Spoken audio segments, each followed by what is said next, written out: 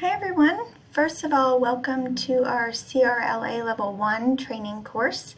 We're so excited to have you, even if it is just on Canvas.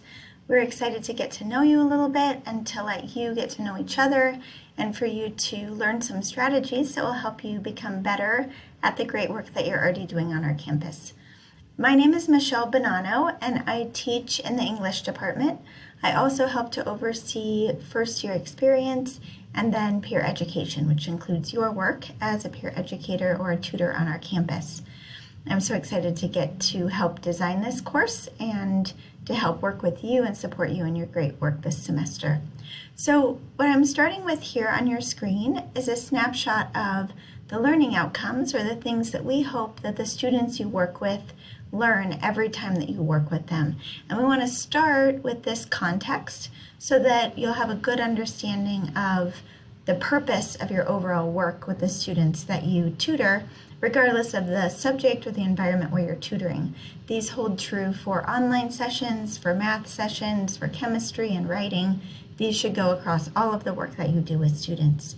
So our first learning outcome is that, of course, you'll help students improve the comprehension of the material that they're working with.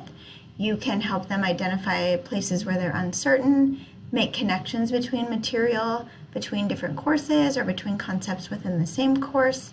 And then you'll use a lot of different techniques as you work with them to help them think through those concepts that you know so well and that you'll help them better understand. Secondly, you want to teach them the strategies that you use when you're studying. You have great systems that you use, and that's why you're such a successful student.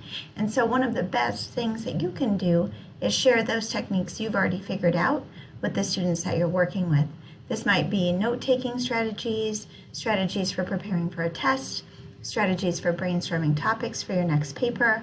All of those are great things that you can share with the students that you work with. And then thirdly, and finally, you want to empower the students you work with to be able to do all of this work on their own and to be motivated to do that. Some of the most important work that you'll do is to motivate the students you work with to keep going and keep after it, even when it's difficult.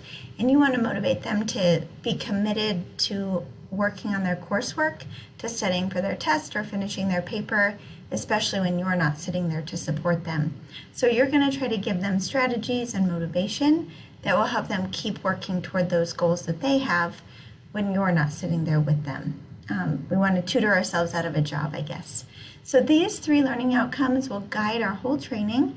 As you keep working on this course, keep these in mind, and keep these in mind in all of your interactions with the students you work with.